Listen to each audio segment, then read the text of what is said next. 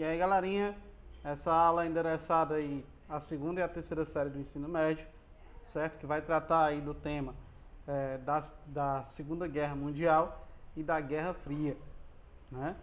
É importante a gente colocar que a Segunda Grande Guerra ela vai se desenvolver no contexto, né, de expansão, né, da política imperialista, né? Ela vai se desenvolver no contexto da crise de 1929, que vai dar origem aos regimes totalitários, principalmente ao fascismo e ao nazismo, que vão inclusive testar a sua política na chamada Guerra Civil Espanhola, tá? No qual eles vão apoiar a subida do general Franco ao poder e utilizar pela primeira vez a tática de guerra, né, da Blitzkrieg ou da Guerra Relâmpago, né, como vai pensar aí o exército nazista, junto com um ataque conjunto da sua aviação junto com a infantaria, tá? E é interessante colocar que se não fosse a imposição do Tratado de Versalhes como uma paz punitiva, como vai colocar o professor Eric Hobsbawm, né, talvez a Segunda Grande Guerra não tivesse se desenvolvido da mesma forma como deveria ser, tá? Então esses elementos vão marcar, né, a influência dada pelo contexto social ao desenrolar da Segunda Grande Guerra, né? A imposição do Tratado de Versalhes aos alemães como unicamente culpados pela Primeira Guerra, a humilhação sofrida, né? O sentimento de revanchismo, de nacionalismo exacerbado, né? De luta contra as liberdades democráticas, com características anticomunistas, tá? E principalmente pelo agravamento da situação econômica promovida pela expansão da Grande Depressão, né, que vai atingir a Europa arrasada pela guerra do ponto de vista muito mais forte do que a economia norte-americana. O crash de 1929 vai chegar, né, nesses países que foram arrasados pela guerra e punidos por ela ainda mais, né, com o fervor, né, de degradação social, tá, que vai levar milhares de pessoas ao desemprego, que vai levar xenofobia, racismo, né, a justificativa alemã, né, aí para o Holocausto judeu, né, não apenas deles, mas de ciganos, de negros, de homossexuais, de membros da esquerda, de opositores ao regime, tá? Interessante colocar que, como vai dizer o Eric Hobsbawm, a Segunda Guerra vai se iniciar com duas palavras, Adolf Hitler, né? Tanto o governo do Dulce, né, o governo de Mussolini, como do governo do Hitler, né, o governo nazista, eles foram colocados no poder, né, via eleições, tá? É interessante colocar isso. Primeiro eles eram movimentos de massa, né, da pequena burguesia arrasada e desesperadas pela guerra. Aí depois eles vão ser utilizados pelas elites locais e principalmente pelos grandes monopólios para desmobilizar o movimento de massas que lutava por melhores condições de vida, né, principalmente o movimento operário. Vai servir inclusive de métodos de guerra civil para minar a total resistência do movimento operário, tá? E nesse sentido esses governos vão ser colocados no poder, eles vão acreditar que as potências europeias eram fracas em relação à política internacional, e é nesse sentido que o Hitler vai iniciar a sua expansão e a formação do eixo em 1936, no contexto aí da Guerra Civil Espanhola, né? O eixo Roma, Berlim e Tóquio, né? Japão, Itália e Alemanha vão organizar-se aí no sentido de expandir, né, os seus domínios, seja no Japão pelo Pacífico, pela questão da Manchúria, né, que vai envolver as Filipinas, vai envolver inclusive bombardeando aí a costa da Austrália, né? No contexto que envolve, né, a expansão do eixo, tendo em vista que vai acontecer principalmente pela fajuta política de apaziguamento, no qual a França, né, e a Inglaterra vão ser coniventes com essa política, tá? A França e a Inglaterra vão ser coniventes com a expansão do Hitler, quando ele invade a região dos Sudetos, aonde na época era a Tchecoslováquia, hoje é a República Tcheca, né, uma região que fica entre a Alemanha e a França, tá? Depois o Hitler vai invadir a Polônia e vai dar início à Segunda Grande Guerra com a invasão da Polônia. Ele vai construir o famoso corredor polonês, né? E é lá que ele vai construir também a base do que seriam os campos de concentração e extermínio, tá? Auschwitz I e II. É lá que ele vai mandar o maior contingente, né, de refugiados, né, principalmente judeus, né, para promover, né, o extermínio de 6 milhões de pessoas no Holocausto, tá? Da principal característica do pensamento nazista, que era o antissemitismo, tá certo?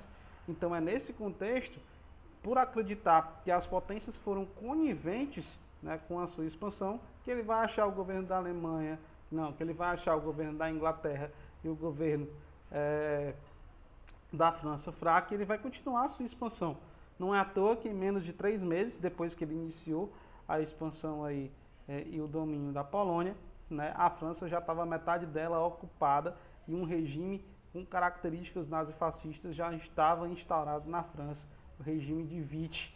E a partir daí vai iniciar, dentro do movimento operário, tanto na Itália como também na França, o chamado La Résistance, né?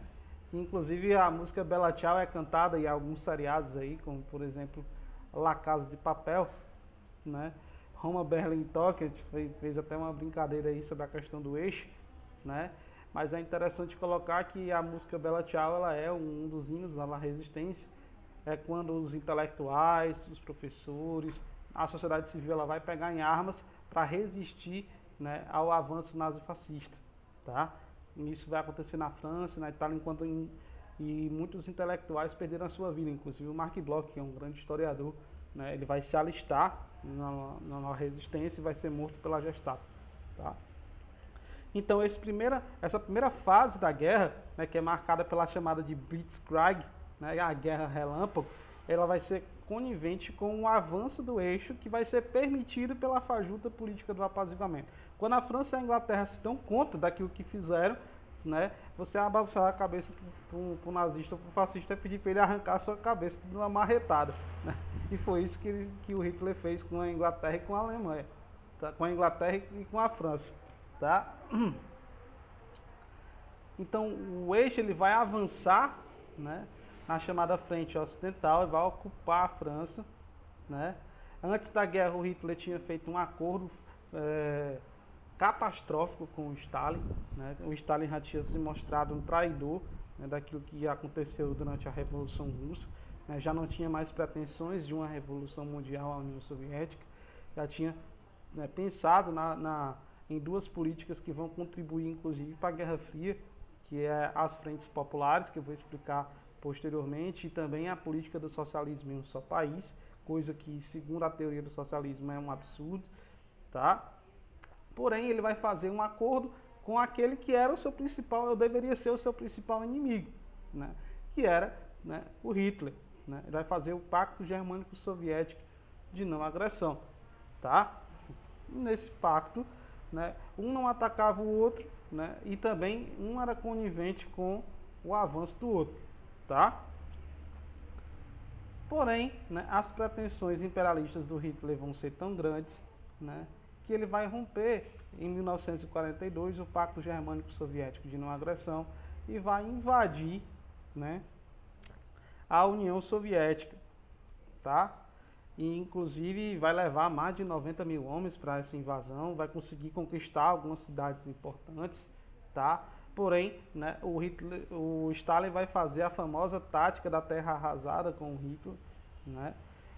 Vai acabar com os suprimentos das principais cidades, né? Ele vai invadir inclusive a Sibéria no inverno, né? Então é um absurdo também, né, em relação à tática e o conhecimento do terreno, né? E nesse sentido, na famosa Batalha de Stalingrado, né, os nazistas e os fascistas sofrem a sua principal derrota aí, que vai dar origem à mudança, né, na correlação de forças da guerra, né? É interessante colocar aqui no Pacífico, o Japão, que lutava em 1941, vai invadir, né, a base de Pearl Harbor no Pacífico, né, no Havaí, vai destruí-la e vai precipitar a entrada dos Estados Unidos da América na guerra, e com essa estranha aliança, né, entre a União Soviética e os Estados Unidos, tá? Eles rompem, né, aí com as derrotas iminentes, a derrota iminente que os aliados estavam sofrendo até então, né? Os Estados Unidos ajudam, né, a França e a Inglaterra a desocupar, né, a França, né, e a União Soviética empurra na frente oriental, né, a Alemanha para fora do seu território, né? Em 1943, a Itália ela assina um armistício e ela se rende, tá? Antes disso, o Mussolini ele é deposto, né, pelo rei da Itália, e a população acaba com ele no meio da rua e tal, enforca ele tudo. E a resistência, né?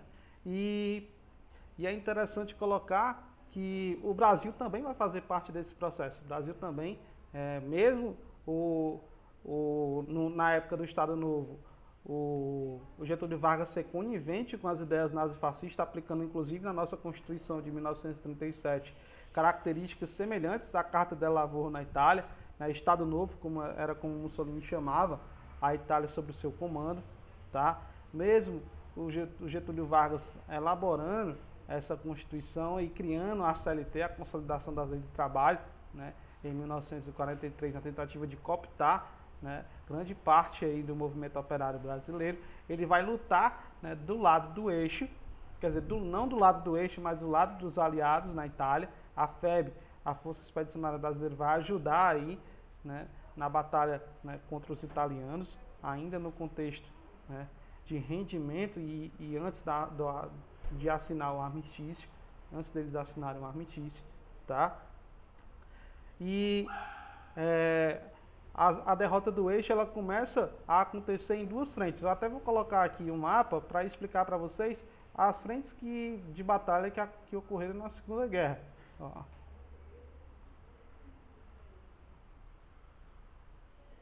Tá? Para ajudar vocês a entenderem. Aqui, na frente oriental, foi quando, né, a União Soviética foi surpreendida pela Alemanha ao romper-se o Pacto Germânico-Soviético numa agressão em 1942. Porém, o Exército Vermelho ele começa a empurrar após a Batalha de Stalingrado, né, e a vitória soviética sobre os alemães, né, a Alemanha para fora do seu território em direção à frente ocidental. E aqui na frente ocidental, a França e a Alemanha, quer dizer, a França e a Inglaterra, que combatiam a Alemanha sozinho, agora vão ter o apoio dos Estados Unidos da América, tá? E da União Soviética do outro lado. Quando, né, os aliados eles desocupam a Alemanha no famoso dia D e chegam em Berlim, né, o Hitler comete suicídio, ninguém sabe se ele realmente fez isso, porque o corpo dele não foi encontrado, mas essa é a explicação histórica mais aceita até hoje entre os intelectuais e os historiadores, tá? Existe uma maluquice aí que o Hitler veio para a Argentina e se casou e etc. Mas isso é só viagem, certo? Não tem comprovação histórica, tá? Inclusive teve até reportagem, passou no Globo Repórter sobre isso e tal. E ainda, né, em 1944, né, a Alemanha rende-se, tá?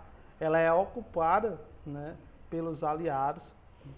E em 1945, né, o Japão continua lutando sozinho na guerra aqui na frente do Pacífico, né, até, né, que os Estados Unidos decidem mandar um recado não para os japoneses, mas para os soviéticos. Tá? Eles vão lançar as famosas bombas de Hiroshima e Nagasaki, talvez o maior crime de guerra que já existiu na história. Tá? Vai destruir as cidades com uma bomba. Vou até mostrar aqui a imagem da bomba para vocês. Ó. Tá? Até hoje as pessoas dessa região sofrem com mutações, sofrem com problemas respiratórios, pulmonares e genéticos devido à radiação, tá? Porém, era para mostrar para a União Soviética o que os Estados Unidos poderiam fazer. Muitos historiadores como Eric Hobsbawm acreditam que com as bombas de Hiroshima e Nagasaki, né, inicia-se, né, a chamada Guerra Fria, que inclusive é o nosso próximo assunto, tá? É interessante colocar que com as bombas de Hiroshima e Nagasaki, essa resposta que os Estados Unidos vai dar à União Soviética também vai ficar claro, né, quando acontece o rendimento do Japão e também, né, acontece as conferências de Yalta e de Potsdam, né? As conferências de Yalta e de Potsdam, né, elas vão marcar, né, o encontro do Stalin com o Winston Churchill e o Harry Truman, né, para decidir o que fazer, né, com a Alemanha, né, recém-ocupada, né, iniciando aí o processo de como é que eu posso falar para vocês, nazistação da Alemanha, né, tentar retirar aí da história da Alemanha aquilo que foi o nazismo e as suas exacerbações históricas, certo? Os seus crimes de guerra, eles vão punir aí no Tribunal de Nuremberg aquilo que fez os alemães, principalmente a questão do Holocausto, né? E eles também vão tramar, né, do ponto de vista político, estrategicamente a divisão da Alemanha em República Democrática da Alemanha, sob a influência da União Soviética, né, e a República Federativa da Alemanha, a Alemanha Ocidental, sob a influência dos aliados, Estados Unidos, França e Inglaterra, tá? E assim se inicia e se desenha a chamada Guerra Fria, que vai receber esse nome, né, do professor Eric Hobsbawm, porque não vai haver um confronto direto entre as superpotências, e essa nem era a pretensão delas, tá? O conflito não vai passar de um debate ideológico, né, de falácias populistas e principalmente, né, de conflitos existentes nas áreas de influência dessas duas superpotências. Uma sob a influência dos Estados Unidos, com um sistema econômico aí do capitalismo à frente, né? E a União Soviética, que tinha influência política sobre um terço da humanidade, sobre a influência, entre aspas, do socialismo, mas de origem stalinista, né? Não tinha pretensão realmente de organizar uma revolução mundial, e já tinha saído do seu programa. Pelo contrário, o objetivo da União Soviética era inclusive desmobilizar as revoluções que aconteciam pelo mundo, como foi, por exemplo, o caso da Revolução Chinesa, que ela se colocou do lado do Kuomintang, não do lado do Partido Comunista Chinês, tá? O que provocou um racha dentro aí do movimento operário chinês com a União Soviética. O maoísmo vai se desenvolver como uma corrente política autônoma, e o que vai acontecer também em Cuba, né, em 1959, né, no qual, apesar da Revolução Cubana ter acontecido, a União Soviética vai ficar contra ela, tá? É somente quando os irmãos Castro eles assumem o controle do país, eles organizam politicamente, né, Cuba, e eles pedem ajuda à União Soviética, é que ela novamente intervém a favor deles no contexto da invasão da Baía dos Porcos, que vai acontecer nos anos 60. É somente aí, né, que a guerrilha, né, norte-americana, que a guerrilha, né, aí, americana, ela tem influência, né, e apoio da União Soviética, que até então era algo, né, que era a União Soviética era contra, tá? Para quem não sabe, é interessante colocar isso.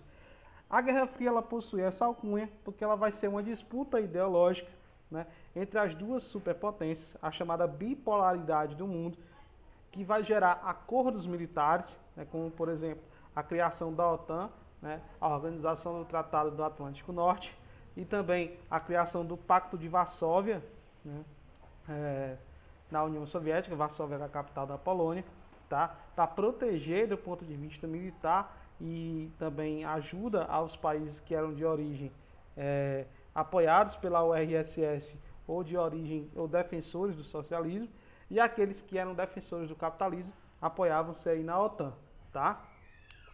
É massa explicar que é nesse contexto que as revistas em quadrinho, inclusive, elas vão ser utilizadas como propaganda política do Estado, né, para disseminar tanto a influência ideológica do país, como também, né, a crítica aos seus opositores, como é o caso, por exemplo, das revistas da DC e da Marvel, que vão ganhar muito espaço nesse contexto, né? Apesar do Capitão América ser criado nos anos 40, né, durante, né, a Segunda Grande Guerra, é após esse período que ele vai, inclusive, desenvolver os seus principais temas, inclusive lutando contra os soviéticos, Caveira Vermelha, né, que ele é um membro da KGB infiltrado na Hydra, que é uma organização nazista, né, mostra a questão do surgimento da espionagem, né, do desenvolvimento da CIA e também da KGB, né, que era o Serviço Secreto da União Soviética, e também, né, a Agência de Inteligência Internacional ligada aos Estados Unidos da América durante a Guerra Fria, tá? É interessante colocar isso também. Por exemplo, tem uma revista muito famosa, né, da DC nessa época, que é o Watchman, que vai falar sobre o famoso botão vermelho, que se explodisse aconteceria a guerra nuclear entre os Estados Unidos e a União Soviética, né? Tem também a escancarada revista do Superman entre a foice e o martelo, né, que vai falar aí que o Superman, ao invés da nave dele ter caído no Kansas, ela caiu em Moscou, e ele vira agente aí do Comintern, né, ele vira, né, a segunda pessoa mais importante da União Soviética, né, ele vira primeiro-ministro da União Soviética. É muito interessante a gente colocar isso também, tá? De como muitas vezes a história ela é explicada e manipulada também pelo uso dos quadrinhos, tendo em vista que havia uma perseguição e uma propaganda muito grande anticomunista nos Estados Unidos nesse contexto, né, influenciado pelas ideias do senador McCarthy, né, o chamado macartismo, que inclusive vai perseguir muitos intelectuais, como por exemplo Einstein e o Charlie Chaplin, vão ser acusados de comunismo. O Charlie Chaplin inclusive vai ser expulso, é obrigado a deixar os Estados Unidos nesse contexto por conta dessa perseguição, tá? É interessante colocar que esses aspectos estão bastante presentes. E quem vai disseminar esse aspecto para a América Latina como um todo através da doutrina de segurança nacional é a famosa doutrina Truman, né? O Henry Truman vai criar, né, uma doutrina política, né, de influência e combate das ideias soviéticas na América, tá, e no mundo inteiro. E para a América Latina, né, essa política vai se reverberar, né, na chamada Operação Brother Sun, que inclusive vai apoiar as ditaduras militares na América Latina como um todo, no Brasil, no Chile, na Argentina, tá, contra o domínio soviético, tá? É interessante a gente colocar isso também. Além desses acordos políticos e militares, vão ser feitos também os chamados acordos econômicos, né? A União Soviética vai prestar ajuda aos países sob a sua influência, né, através do Comecon, né? E os Estados Unidos da América vão criar os bancos internacionais, né? O BID, o FMI, né? O Fundo Monetário Internacional e o Banco Interamericano de Desenvolvimento, hoje só Banco Internacional de Desenvolvimento, o BID, né? E além do Comecon e da doutrina Truman, né, havia também por parte dos Estados Unidos da América, que vai lançar esses organismos internacionais, o Plano Marshall, que era ele que vai ser incentivado a ajuda econômica aos países que tinham simpatia ao capitalismo e queriam apoio dos Estados Unidos da América. E nesse contexto, né, muitos países foram obrigados a se posicionar. É interessante explicar que esse contexto também é marcado pelo processo de descolonização, né? Os países que ainda tinham influência do imperialismo pós-Segunda Grande Guerra vão começar a tornar-se independentes, principalmente na África e na Ásia, né? A China, né, que vai consolidar esse processo de independência, inclusive vai organizar a chamada Revolução Chinesa aí nos anos 40, tá? Vai acontecer a famosa Guerra da Coreia, que vai dividir a Coreia aí entre Coreia do Norte e Coreia do Sul, tá? Que vai ter a influência e a disputa da União Soviética e dos Estados Unidos. Na Ásia vai acontecer também a famosa Guerra do Vietnã, que inclusive os norte-americanos vão se apropriar desse debate como se fossem vencedores do conflito, apesar de não serem, né? Na verdade, eles vão sofrer muito com a questão do terreno, vão sofrer muitas derrotas, né, dos Vietcongs, vão ser obrigados a se retirar do conflito, mas no cinema, na indústria cultural, eles vão promover, né, filmes e documentários que eles venceram a guerra, eles vão se utilizar da propaganda para isso, tá? É interessante explicar que muitos norte-americanos, inclusive, não enxergam o Vietnã como um país, mas como uma guerra. Conhecem o Vietnã por uma guerra, não como o nome de um país. Né? Para você ver, né, a que ponto a nossa historiografia pode chegar, né? A nossa história pode chegar. Então essa disputa que vai acontecer de maneira indireta, ela quase torna-se real quando acontece a invasão da Baía dos Porcos, né? Pelos norte-americanos em Cuba, na tentativa de ocupar a ilha, e existe uma resposta da União Soviética com a famosa crise dos mísseis, tá? Aonde quase o famoso botão vermelho é aplicado e por conta do apoio dado ao soviético, aos irmãos Castro, né? Quase que acontecia a guerra nuclear, que segundo muitos historiadores podia ter destruído a humanidade. Nos anos 60 vai ser o auge, né, dessa propaganda ideológica da Guerra Fria, inclusive com a famosa corrida aeroespacial, né, que inclusive os norte-americanos fazem chacota com isso em séries, né, em documentários. Existe até a famosa citação antes de morrer do Stanley Kubrick, dizendo que ele mesmo que filmou, né, a ida do homem à Lua, né, inclusive tem até um documentário sobre isso, quando ele afirma, né, em uma entrevista aquilo que aconteceu, como se fosse tudo uma encenação, tá? Existem fatos que comprovam isso, né? E havia um programa avançado na corrida aeroespacial dos soviéticos, né? Os soviéticos já tinham colocado um animal em órbita, que era a Laika, já tinham colocado um homem no espaço, que era o Yuri Gagarin, né? Porém não havia tecnologia na época suficiente, né, para explorar o espaço do ponto de vista mais concreto, e os norte-americanos que tinham recém-criado a NASA, poucos anos depois, né, não havia nenhum projeto estruturado, né, de uma agência aeroespacial, vão levar o homem à Lua, né, com muitas e muitas controvérsias, né, em relação à questão da bandeira, em relação à questão do uniforme, em relação a muitos furos que existem no documentário feito sobre a ida do Neil Armstrong à Lua, né? Inclusive críticas recentes, né? Porque ano passado, né, fez 50 anos da ida do homem à Lua, né? É interessante a gente explicar isso porque a bota que o Neil Armstrong pisa, né, lá ela é marcada por listas, né, como se estivesse pisando na lama, né? E recentemente passou um documentário sobre o traje espacial do Neil Armstrong. Quando foram mostrar a bota era lisa, né? A bota original era lisa, inclusive está no museu. E as pessoas batendo foto e tudo. E assim, isso aqui não é a mesma bota não. Então mostra, inclusive, alguns novos argumentos, né, de que os norte-americanos nunca foram à Lua, tá? Mas isso é apenas teoria da conspiração, né? Como fato histórico, né? Acredita-se que eles tenham ido, né? Eu, particularmente, como pesquisador, não acredito, né? Mas é aí, né, que fica a ideia não da ida ou não do homem à Lua, mas principalmente a propaganda feita em cima disso, né? A propaganda ideológica feita em cima disso, sobre o avanço da corrida armamentista, da corrida aeroespacial, tá? Sobre o desenvolvimento da energia nuclear. Isso é que foi importante durante a Guerra Fria, tá? Não essa disputa de quem foi ou não primeiro, se foi ou não, né? Mas o desenvolvimento que isso trouxe, por exemplo, para a ciência, tá? Por isso que esse contexto é importante de ser estudado, muito importante de ser estudado. Pós anos 60 vai iniciar aquela fase que nós chamamos de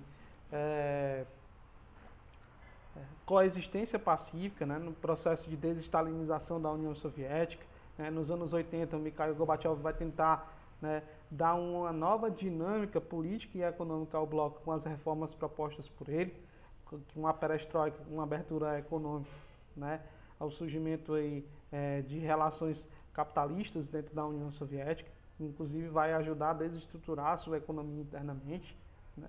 E também, né, a Glasnost, que pretendia abrir o bloco soviético a novos partidos, a democracia, coisa que o período do stalinismo combateu, inclusive, né?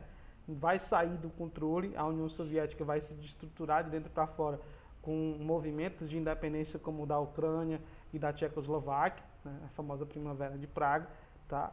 E no ano de 1989 vai acontecer a queda do Muro de Berlim. Formalmente a Guerra Fria chega-se ao fim, e em 1991, devido às consequências dessa crise, vai se formar a Rússia, né, e a Comunidade dos Estados Independentes, a CEI, né, que inclusive vai levar a União Soviética ao fim, tá?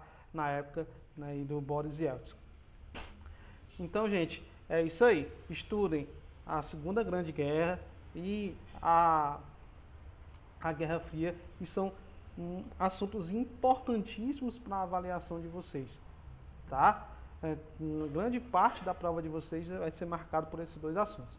Vou fazer um ACzinho com questões para ajudar vocês a estudarem para a prova, né? Fique com Deus, um grande abraço e até a próxima aula.